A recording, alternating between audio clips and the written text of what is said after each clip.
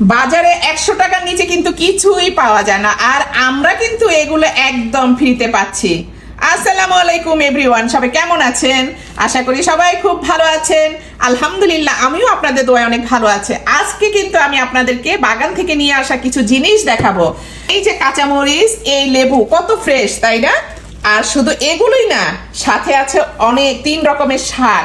এই দেখেন লাল শাক, এই যে দেখেন লাল শাক কি ফ্রেশ।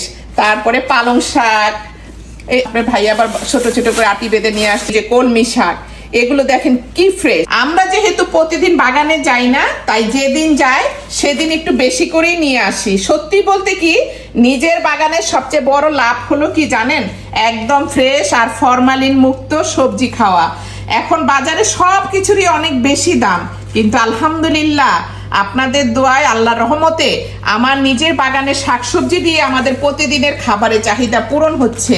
আপনারাও চাইলে নিজের হাতে ছোট্ট করে হলো শাকসবজি লাগাতে পারেন, একটা লেবু গাছ লাগাতে পারেন, কাঁচামরিচ লাগাতে পারেন, তাহলে আপনাদের তো প্রয়োজনীয় চাহিদা পূরণ হয়ে যাবে। এতে করে পাবেন সুস্থ খাবার, সাথে অনেক টাকা সেভও করতে পারবেন। তা আজকের ভিডিওটা আপনাদের কাছে কেমন লাগলো?